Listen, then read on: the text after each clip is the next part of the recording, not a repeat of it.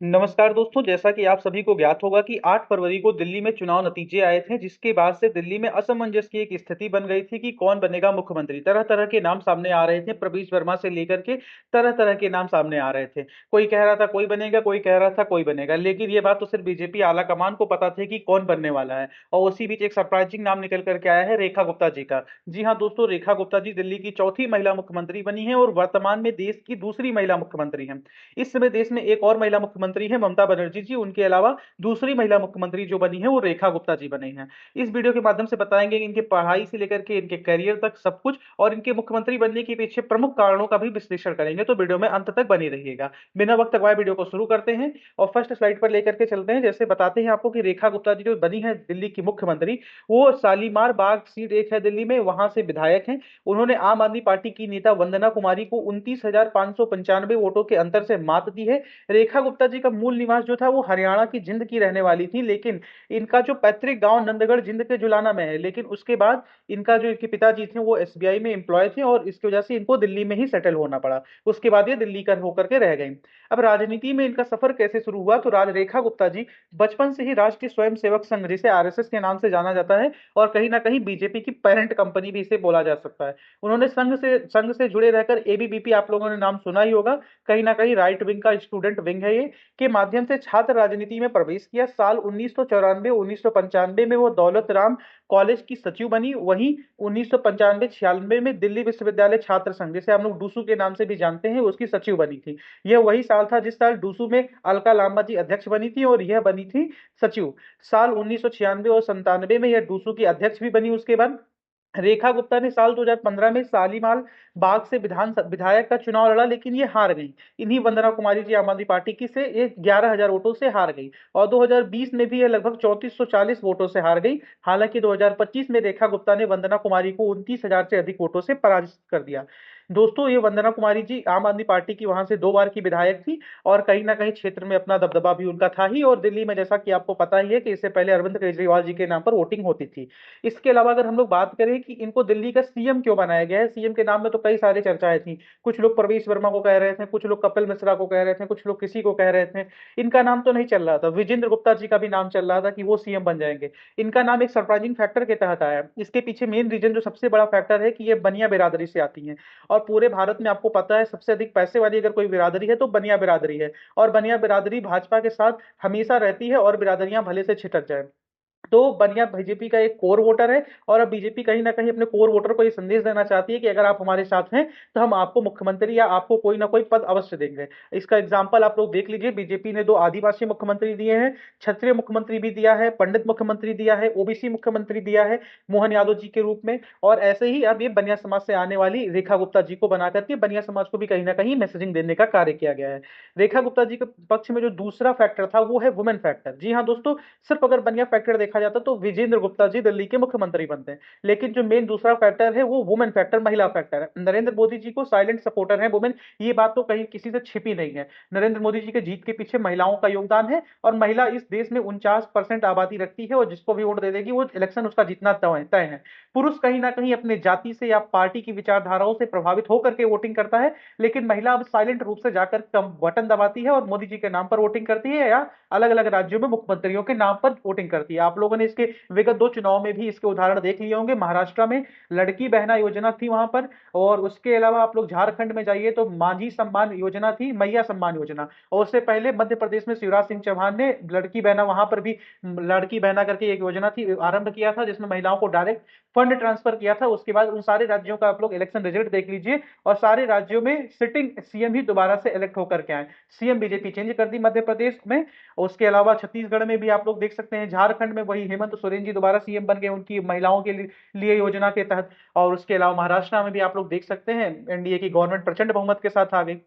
तो कहीं ना कहीं देश की आधी आबादी को भी संदेश देने का प्रयास किया गया है कि आपके प्रतिनिधित्व विधानसभा से लेकर के लोकसभा तक हमेशा रहेगा, और दिल्ली की कमान बीजेपी हमेशा एक महिला को ही सौंपती आई है। इससे पहले सुषमा स्वराज जी थी, और कांग्रेस भी कहीं ना कहीं उसके बाद शीला दीक्षित जी 3 बार थी। तो कांग्रेस और बीजेपी का एक प्रचलन है कि दिल्ली में कहीं ना कहीं महिलाओं को ही रिप्रेजेंटेटिव के तौर पर चुना जाता है। रेखा गुप्ता जी के पक्ष में जो तीसरी बात चली गई वो उनका मिडिल क्लास को रिप्रेजेंट करती है। जी हाँ दोस्तों, देश की आबादी का अधिकतम हिस्सा मिडिल क्लास है, और जैसा कि आपको पता पता ही होगा कि अभी हाल फिलहाल के बजट सत्र में 12 लाख तक के इनकम पर नो टैक्स के बाद दिल्ली का चुनाव किस हिसाब से बदला, और निर्मला सीतारमण जिनको जिनको हमेशा ट्रोल करती थी एक आर्मी, वो अब उन्हीं के सपोर्ट में आ गई है। तो मिडिल क्लास को रिप्रेजेंट करने वाली रेखा गुप्ता जी को बना करके कहीं ना कहीं मिडिल क्लास को भी एक तरह से समायोजित कर लिया गया है, मिडिल क्लास को भी संबोधित कर दिया गया है कि आपको रिप्रेजेंटेशन के अलावा आपका हमारे लिए महत्व बहुत अधिक है।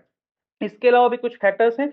सीएम पद तक पहुंचने का जो चौथा मेन फैक्टर है वो आरएसएस। 2024 की इलेक्शन में, लोकसभा इलेक्शन में, बीजेपी के राष्ट्रीय अध्यक्ष जेपी नड्डा जी ने आरएसएस के बारे में कह दिया था कि हमें अब आरएसएस की जरूरत नहीं है, हम लोग बड़ी पार्टी बन चुके हैं, हमें आरएसएस की नीड नहीं है। और आपको 2024 के परिणाम याद होंगे, मोदी जी के नाम पर 240 सीटें बीजेपी जीत पाई। अगर मोदी जी का नाम नहीं रहता तो आरएसएस एक दिन भी नहीं निकली थी और बीजेपी 100 के करीब फिसल जाती। तो आरएसएस है तो बीजेपी है, ये बात बीजेपी आला कमान को भी पता चल गई है, नड्डा जी को भी पता चल गई है और सबको पता चल गई है। उसके बाद के आप चुनाव के नतीजे देखिए, हरियाणा में आरएसएस ने रैलियां की, हरियाणा आप लोग प्रचंड बहुमत से जीत गए, महाराष्ट्र में आरएसएस की वजह से जीत गए, और यहां पर आप लोगों ने देखिए दिल्ली में आरएसएस ने 60,000 सभाएं की दिल्ली में सर, और 60,000 सभाओं से ही कितने लोगों को जोड़ लिया। और दिल्ली में छोटे छोटे विधानसभाएं हैं, 1,000-2,000 के मार्जिन से विजेता डिसाइड होते हैं। तो आरएसएस में भी इनकी रेखा गुप्ता जी की गहरी बैठ रही थी और आरएसएस की ये बहुत करीबी थी। अभी आपको बताया भी कि एबीवीपी से भी जुड़ी रही थी। इसके अलावा पहली बार ये विधायक बनी है, लेकिन ये पार्षद रह चुकी है, मेयर का भी इलेक्शन ये लड़ चुकी है और लंबे समय से दिल्ली में सक्रिय राजनीति में अपना भूमिका निभा रही हैं। पांचवी चीज जो गई कि उनका छात्र राजनीति का अनुभव। उन्होंने 1992 में दौलत राम कॉलेज से भी आपको बताया है कि स्टूडेंट पॉलिटिक्स की शुरुआत की, 96 में डूसू की अध्यक्ष बनी। उसके अलावा आप लोग समझ लिए कि कहीं ना कहीं बीजेपी अपने लोकल लेवल पर भी ये मैसेजिंग देने का प्रयास कर रहा है कि जो पार्टी के साथ जुड़ा रहेगा, जो आरएसएस से जुड़ा रहेगा, जो कहीं ना कहीं ग्राउंड पर वर्क करेगा, उसको हम लोग रिप्रेजेंटेशन के तौर पर कुछ ना कुछ अवश्य देंगे और उसी को ही पार्टी आगे बढ़ाएगी। अपित उन चेहरों के अलावा जो कि कहीं ना कहीं किसी के नाम से जीतना चाहते हैं, किसी के नाम से सीएम बनना चाहते हैं, किसी के नाम से मिनिस्टर बनना चाहते हैं। ये बात बीजेपी को और राजनीतिक दलों से अलग बनाती है। अगली जो मेन बात एक और रह सकती है कि दिल्ली की अगली सीएम जमीन की राजनीति का भी अनुभव है। ऐसा मैं क्यों कह रहा हूं, तो 2007 से 2012 तक नॉर्थ पीतमपुरा वार्ड 54 से काउंसलर रही हैं और साउथ दिल्ली एमसीडी की मेयर भी रही हैं। आपको बता देना चाहता हूं, इस समय दिल्ली में सिर्फ एक एमसीडी है, उससे पहले दिल्ली में 2 एमसीडी होती थी, साउथ एमसीडी और मे बी नॉर्थ एमसीडी, ऐसे दोनों का नाम था। तो ये साउथ एमसीडी की मेयर भी रह चुकी हैं, पार्षद भी रह चुकी हैं। पार्षद आपको पता ही होगा कि क्या होता है कि पार्षद जो होता है वो एक छोटे ग्रुप ऑफ पीपल्स के लिए काम करता है और उसकी ग्राउंड पर पकड़ अन्य नेताओं से ज्यादा आसान होती है, क्योंकि जनता उसकी तरफ इजीली पहुंच सक पाती है और उससे ग्राउंड की रियलिटी पता होती है, ग्राउंड में क्या दिक्कत है, क्षेत्र में क्या दिक्कत है। तो उन सारी चीजों से ये अच्छी तरीके से वाकिफ रह चुकी है और एमसीडी का भी ये कार्यभार संभाल चुकी है। तो आप लोग समझ ही सकते हैं कि जमीनी नेता है। इसके अलावा भी कई सारे नाम चल रहे थे। प्रवेश वर्मा जी का नाम अभी डिप्टी सीएम के तौर पर आ रहा है सामने, लेकिन अभी ये ऑफिशियल नहीं है क्योंकि बीजेपी के किसी भी नेता ने कंफर्मेशन नहीं दिया है। मीडिया में ये नाम है कि डिप्टी सीएम प्रवेश वर्मा जी हैं। प्रवेश वर्मा जी के बारे में परिचय देने की आवश्यकता नहीं है, सिर्फ इतना बता देना चाहता हूं कि ये एक ऐसे व्यक्ति हैं जिनको जब लोकसभा में टिकट बीजेपी ने इनका काटा था तो इनसे अमित शाह जी ने पूछा था विधानसभा लड़ोगे, तो इन्होंने अपना कॉन्फिडेंस इनके पास इतना था कि इन्होंने कह दिया था मैं अरविंद केजरीवाल के सामने लड़ूंगा। तो ये कहीं ना कहीं सीएम कैंडिडेट में थे, किन्हीं कारणों से पीछे रह गए। वो मुझे नहीं पता इंटरनल पॉलिटिक्स क्या है बीजेपी की। कहीं ना कहीं मुझे लगता है कि बनिया वर्ग को रिप्रेजेंटेशन देना, मिडिल क्लास को और महिला के बदले महिला को सीएम बनाने की वजह से ये पीछे रह गए, क्योंकि आतिशी मार्लेना जी हटी थी तो एक महिला को रिप्रेजेंटेशन देना था और महिला के तौर पर रेखा गुप्ता जी को दे दिया गया और इनको ऐसा मार्केट में खबर है कि डिप्टी सीएम बन चुके हैं। इसके अलावा एक और मैं आपको नाम दिखाता हूं, विजेंद्र गुप्ता जी। ये सीएम बन सकते थे अगर बनिया वर्ग को ही सिर्फ रिप्रेजेंटेशन देने की बात रहती, लेकिन इनका पुरुष होना इनके खिलाफ गया। लेकिन अब विजेंद्र गुप्ता जी बन चुके हैं स्पीकर। और बता दूं ये व्यक्ति ऐसे व्यक्ति हैं जो बीजेपी जब दिल्ली में 3 सीट थी, 7 सीट थी, तभी भी ये अपनी सीट जीतते थे। जब 3 सीट थी बीजेपी की तो एक प्रसंग बहुत वायरल हो रहा है कि लोग विधानसभा के दौरान इनको कुछ मार्शल्स उठा करके बाहर फेंकते हैं और वो आम आदमी पार्टी के नेताओं के कहने पर। और इन्होंने अभी चुनाव जीतने के बाद कहा था कि अब हमारा समय आया है, अब हम देखो क्या क्या करते हैं, और यही स्पीकर बन गए। आप सोचिए क्या होने वाला आम आदमी पार्टी के साथ, आम आदमी पार्टी के विधायकों के साथ। हालांकि मैं लोकतंत्र में ऐसी चीजों का समर्थन नहीं करता हूं, लेकिन अगर आपने किया है ऐसा तो आपको भोगना तो अवश्य पड़ेगा, क्योंकि किसी की भी इस तरह से अपमान नहीं करना चाहिए। उसमें बीजेपी 3 थी, अब हो सकता है आप विपक्ष में आ गए हैं, हो सकता है आपके विधायक भाग जाएं। तो आपको इस समय ऐसी पॉलिटिक्स नहीं करना चाहिए कि आपको आने के बाद फिर आप जब अगर सत्ता से हासिल ना कर पाए तो आपके अगेंस्ट कुछ काम हो। तो उम्मीद करता हूं आने वाले भी पॉलिटिशियंस ये बातें समझेंगे। ये रही संक्षिप्त परिचय के माध्यम से हमने कंप्लीट आपको दिल्ली का एनालिसिस पेश कर दिया है कि दिल्ली की सीएम रेखा गुप्ता जी कौन से कहन है, दिल्ली के डिप्टी सीएम प्रवेश वर्मा जी होने वाले हैं और दिल्ली के स्पीकर जो होने वाले हैं वो विजेंद्र गुप्ता जी होने वाले हैं। उम्मीद करते हैं हमारा ये शॉर्ट एनालिसिस सबको पसंद आया होगा। पसंद आया होगा तो वीडियो को लाइक अवश्य करिएगा, चैनल को सब्सक्राइब करके रखिएगा government job update, private job update और ट्रेंडिंग करंट न्यूज के लिए, और चैनल को घंटा बजा लीजिएगा जिससे नोटिफिकेशन आपके पास पहुंचा करे। जय हिंद, जय भारत। भारत, भारत माता की जय। अपना बहुत ख्याल रखिए, हंसते रहिए, मुस्कुराते रहिए और देखते रहिए श्रीनेश्वर एजुकेशन वाला।